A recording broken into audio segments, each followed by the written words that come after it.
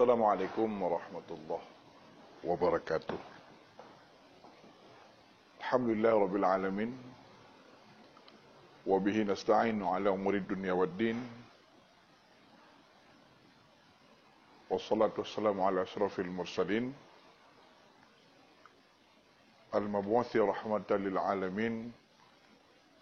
Sayyidina wa maulana Muhammad wa ala alihi wa ashabi ajma'in.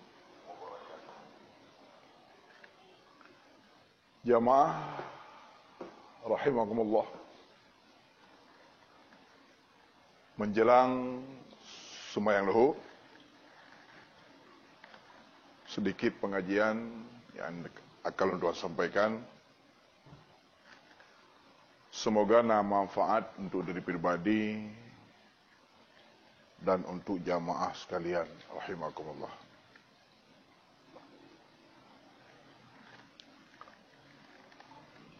Udip di dalam dunianya cukup perle, cukup mahajat, dan tanya cukup butuh kepada apa yang dinamakan dengan ilmu. Leheboh ilmu setidaknya mesti dimiliki oleh seseorang orang, individual Muslim, benar paling kurang seseorang orang leheboh ilmu. Tauhid, fikih atau fikah, dan tasawuf. Tauhid merupakan salah satu cabang ilmu pengetahuan yang ada di dalam Islam yang memprioritaskan berbicara tentang keimanan dan keyakinan.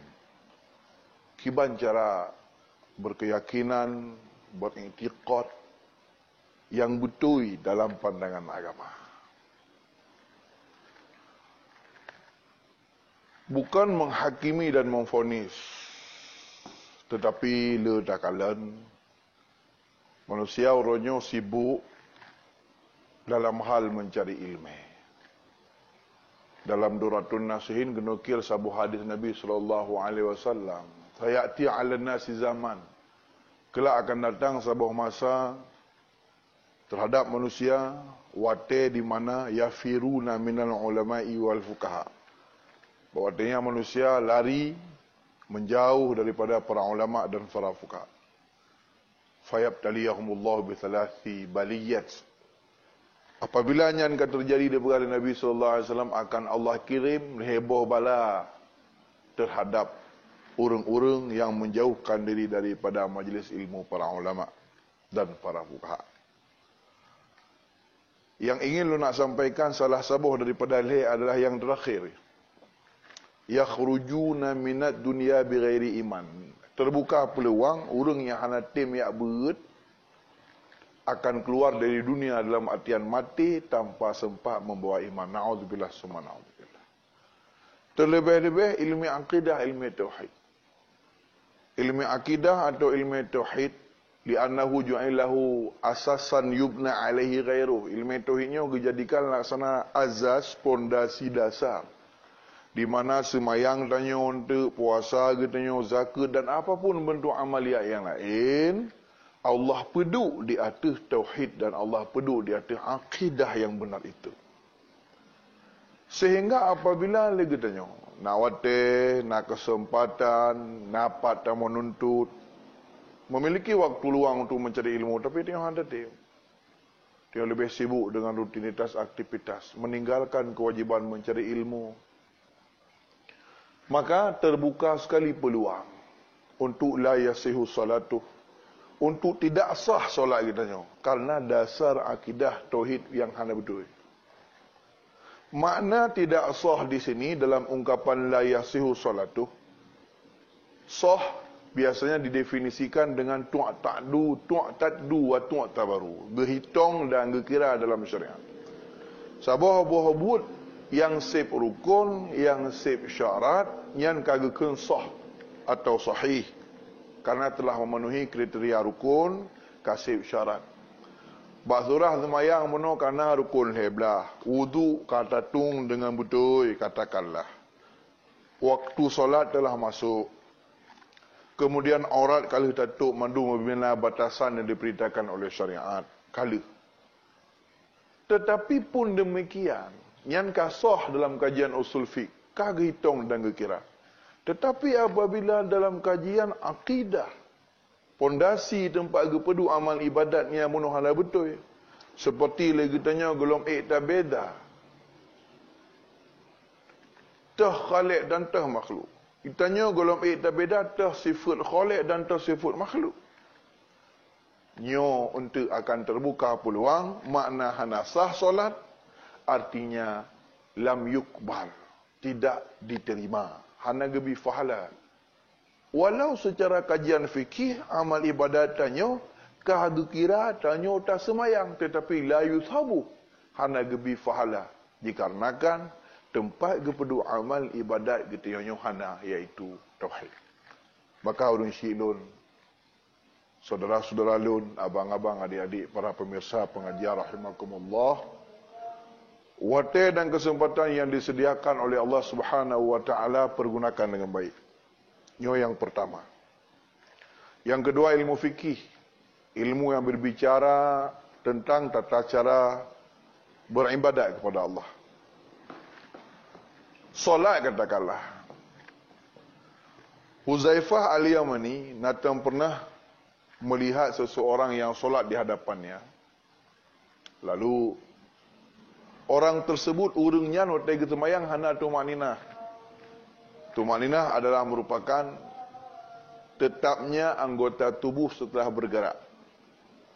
Peboh tempat di dalam sembahyang. Ketika tanyo tatren dari deng bak rukuk, waktu teruk anggota tubuh tanyo bak rukuk, bertetap sejenak anggota tubuh tanyo. Paling kurang sekadar subhanallah. Menancit itu bak iktidal daripada rukuk. Menancit dalam sujud dan menancit ba'du antara dua sujud. Orang yang dilihat oleh Huzaifah tidak memiliki tumaninah dalam solatnya, sehingga dipanggil oleh Huzaifah. Ditanya oleh sahabat Nabi yang bernama Huzaifah al-Yamani, "Mundu kam tusalli?" Drone padum natrib kerana semayang modelnya. Dia jawab, "Mundu arba'ina aman." 40 tahun kalau semayang modelnya. Nekun oleh Huzaifah al-Yamani, "Wallahi demi Allah, la imutta menyodrona mati kondisi semayang mentera laginya salah. Anda mau salat drone tim semayang, tetapi ilmu untuk semayang pat karusak semayang, diban ka betul semayang, pat rukun hana la mutta ala ghairi dini Muhammadin." Besar kemungkinan drone akan mati, sedang waktu drone mati agama drone kali agama Nabi Muhammad, artinya menyokong Yahudi dan Nasrani. Sebelum tanya tetamang dalam bab ibadah, getanya getuntut untuk tak tepu ilmu pengetahuan yang berkaitan dengan ibadah. Tidak usah berjauh kita berbicara. Berjauh tak ada apa. Hanya saya contohkan solat. Solat ataupun semayangnya, tergolong tetamang dalam semayang, bertepu ilmu pengetahuan yang berkenaan tentang masalah solat. Umpama berbicara tentang rukun, berbicara tentang syarat. Tidak usah jauh kita berbicara. At-tuhur miftarus solah. Bersuci adalah kunci semayang. Hadis Nabi SAW yang disebutkan dalam Hasyiah Bujairami ala Minhajut Tulab, dalam juz yang pertama, dalam kitab At-Taharah, dinukilkan satu hadis Nabi SAW, At-tuhur miftahus solah. Bersuci itu adalah kunci diterimanya solat. Lihat ungkapan hadis Nabi, miftah, kunci. Lil miftah sanan, kunci itu memiliki gigi-giginya. Cina kunci, kunci motor, kunci rumah, ada gerigi-geriginya. Na kunci, na igo kunci. Sebagaimana analogi perbandingan yang mudah dipahami lagi tanya. Kunci bila salah mata menteng kapatah sabuh mata kan patah kunci. Satu dari bentuk mata kunci salah ketika anda masukkan ke dalam lubang pintu yang ingin anda buka, niscaya sudah tidak lagi terbuka. Nyo maksud dari sabda Nabi. Apabila dalam bab bersuci na yang hana terdepu, sedangkan bersucinya berkenaan sekali tentang ibadah pun, besar peluang, besar kemungkinan terbuka peluang untuk tidak diterimanya ibadat tanya oleh Allah Subhanahu wa taala. Tidak usah jauh. Dalam satu contoh yang kecil, bersuci, disyaratkan air yang dipakai untuk berwuduk, cebok, istinja, ra'i, mano junub, suci lagi menyucikan. Tidak boleh air yang mutaghayyir. Ada air yang suci tetapi tidak dapat menyucikan, yang dikriteриakan. Ada kalanya apa nama musta'mal, ada kalanya mutaghayyir. Na orang yang getem semayang tetapi musta'mal hana dalam geturi dah air gebeza menyudah tayang yang tak musta'mal. Kemudian na mutaghayyir, mutaghayyir ada kalanya berubahnya salah satu sifat air karena sesuatu benda suci. Mengubah karena mudah terfahami. Mengubah karena najis mudah terfahami. Tetapi berubahnya air dari status suci, tetapi itamang sabah benda suci, yang benda suci itu mustaghnaan, air tidak butuhkan, seperti tanya nasabah ba'i yang tidak mencukupi ukuran 2 kullah. Jatuhlah sebatang sabun, reklah sabun mano, katakanlah apapun mereknya. Setelah sabun manonya rek lamplui, katakanlah 2 kullah atau tidak, katakanlah 2 kullah. 2 kullah artinya hitungan air sangat banyak. Jatuh sekret sabun mano.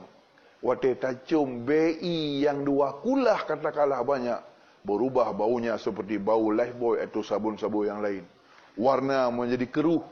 Walau sabun itu suci, tetapi air tidak membutuhkan sabun.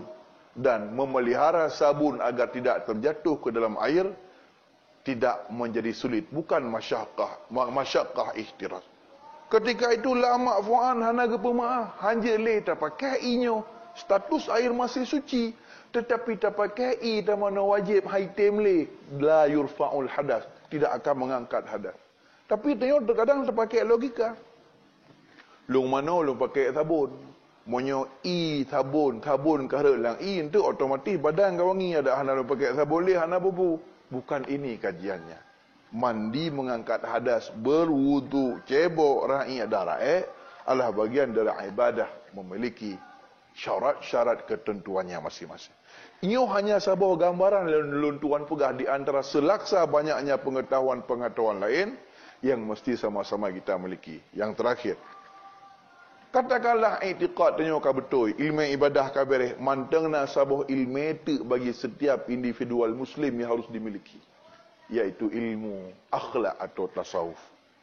Ilmu akhlak atau tasawuf adalah ilmu yang mengajarkan kepada kita tentang sifat-sifat yang tercela yang dalam diri pribadi zahir dan dalam pribadi yang batin. Apa faktor penyebab jitruk? Kiban cara tertangani mengabek truk. Jikapun katruk, kiban cara tak pegadah. Dan kiban cara tak paso dengan akhlak-akhlak yang mulia, yang untuk diistilahkan di dalam kitab dengan tahliyah ba'da takhliyah. Artinya mengisi dengan sesuatu yang baik setelah sebelumnya menghilangkan dari wadah hati sesuatu yang tak baik. Nyan mandum na kajian-kajian droi, na kitab-kitab droi, na ahli-ahli droi. Maka pergunakan waktu yang diberikan oleh Allah Subhanahu wa taala begot. Baik sia-sia udip katanya Nabi Allah Subhanahu wa taala. Lakukan aktivitas. Silakan minta rezeki yang jauhkan tu, lakukan apapun. Karena i'amali dunyaka. Malah Allah Taala hana getam tanya udip dalam dunianya untuk mencari rezeki. Tetapi ingat, wala tansa nasibaka minad dunya wa'mal li akhiratika. Artinya memang you mamai pun ke akhirat, namun wala tansa nasibaka minad dunya. Tanya tayak cok ubi keperluan hajat dunia hana bepu selama tidak memalingkan kita dari tujuan pokok untuk beribadah kepada Allah Subhanahu wa taala. Pengajian katanya menjelang solat zuhur saya padakan walaupun 15 minit. Elok hanya ingin bagi dengan rodon mendum, kiranya nak faedah untuk diri pribadi, nak manfaat untuk saudara-saudara sekalian atas penempatan bahasa yang janggal, yang banyak salah, yang tidak pada tempatnya, yang kurang beretika. 12 jaro dah tuhulai lekemah waridadat. Terima kasih atas segala perhatian yang saudara berikan selamanya. InsyaAllah ke depan tak melaki semakin jeroh Nabi Allah Subhanahu wa taala. Selamat menyambut waktu salat zuhur, selamat beribadah. Semoga Allah Subhanahu wa taala menerima amalian ibadat kita, mengampunkan dosa-dosa kita, diterima amal ibadat kita dan Jadikan kehidupan Tio semakin orang menjadi lebih baik daripada hari-hari berikutnya. Demikian dan sekian. Assalamualaikum warahmatullahi wabarakatuh.